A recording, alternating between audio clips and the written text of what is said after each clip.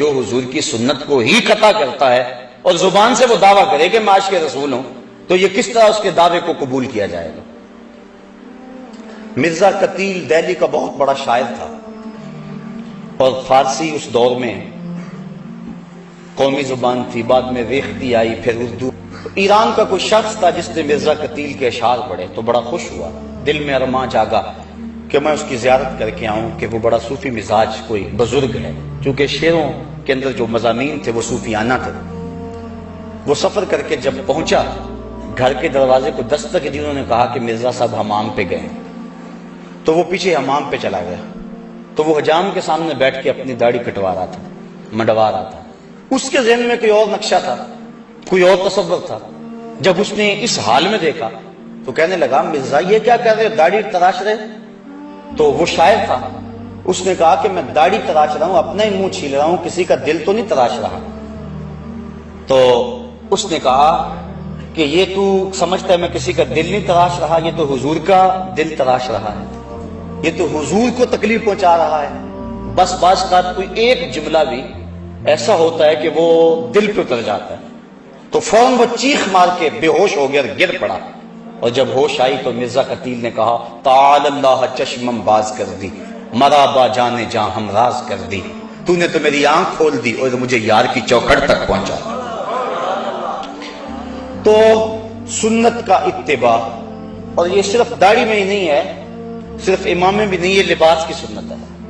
اس کے علاوہ حضور کا جو عمل زندگی ہے، ساری زندگی حضور علیہ السلام نے کسی کو تکلیف نہیں پہنچائی، دکھ نہیں دیا کسی کو، غریبوں، بیواؤں اور یتیموں کی مدد کرتے تھے، اور بوڑھی عورتوں کا سامان اٹھا کر کے حضور جہاں وہ کہتی وہاں اتار آیا کرتے تھے، وہاں رکھ آیا کرتے تھے۔ یہ سارے حضور کے طریقے ہیں، اور ان طریقوں کو اپنانے والا حضور کا محبوب ہوتا ہے۔ تو یہ کیسا ماحول آ گیا، کیسے حالات آ گئے ہیں۔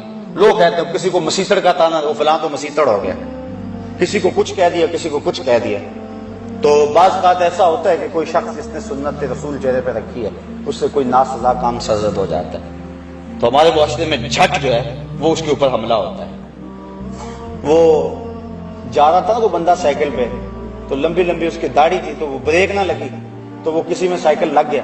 اس نے کہا اتنی بڑی داڑھی رکھی ہوئی ہے، اس نے کہا یار داڑھی ہے، بریک تو نہیں ہے، یعنی اس کا تعلق کیا ہے بریک سے؟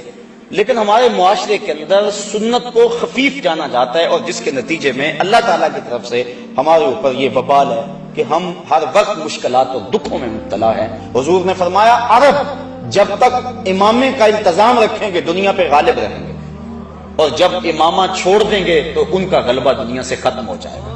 اور آپ دیکھ رہے ہیں جب سے انہوں نے یہ لباس اتار کے وہ اپنا الگ سا قومی لباس بنا لیا تو ان کا رعب زمانے سے ختم ہو گیا۔ تو سنت کے دم سے روب ہے، اور فرمایا الامائم تیجان العرب، امامے تو عربوں کے سر کا تاج ہے۔ اور جب بدر کے دن فرشتے نازل ہوئے تھے تو ان کے سروں کے اوپر امامے بندھے ہوئے تھے۔ اس طرح داڑھی شریف یہ حضور علیہ السلام کی سنت ہے۔ خسرو پرویز کے دو قاصد حضور کی خدمت میں آئے، لیکن ان کی منڈی ہوئی داڑیاں اور بڑی ہوئی مونچھیں حضور کے سامنے جب آ کے بیٹھے تو حضور نے فرمایا یہ تم نے کیا شکل بنا رکھی ہے؟ تو انہوں نے کہا ہمارے خداوند خسرو پرویز نے ہمیں داڑھی منڈانے کا حکم دیا۔ تو حضور علیہ السلام غصے میں آ گئے، فرمایا تمہارے جھوٹے خدا نے تمہیں داڑھی منڈانے کا حکم دیا اور میرے خدا نے مجھے داڑھی بڑھانے کا حکم دیا۔ تو ترغیب دی، بلکہ یہاں تک ایک تو ہے کہ داڑھی نہ ہو، دوسرا ہے کہ سنت کی مقدار تک نہ ہو۔ لیکن حضور کا ذرا فرمان سنیے اور ذرا اس پہ غور کیجیے۔ ایک تو داڑھی رکھنا سنت ہے، دوسرا کم از کم مٹھی پر، اور تیسری سنت یہ ہے کہ داڑھی کا استرسال، یعنی داڑھی کو لپیٹا نہ جائے، اس کے اندر مینڈیاں نہ بنائی جائیں جس طرح کہ کفار موتی پروتے تھے، یا اس کو تو دے کر بالکل اس انداز سے اس کی سیٹنگ کی جائے کہ چھوٹی نظر آئے۔ اس کو کہتے ہیں اقد لحیہ۔ اور یہ بھی جو حضور نے ارشاد فرمایا من عقد لحیتہ انا محمدا بریء منہ، فرمایا جس نے اپنی داڑھی کو عقد کیا، داڑھی کو گانٹھیں دی، اس کو تو دیے، فرمایا میری خبر پہنچا دو کہ اس سے محمد بیزار ہے۔ تو نہ صرف یہ کہ اس نے داڑھی رکھی ہوئی ہے اور ہے بھی وہ مقدار سنت کے مطابق، لیکن اس کو تاؤ دیتا ہے، تو حضور نے بیزاری کا اظہار کیا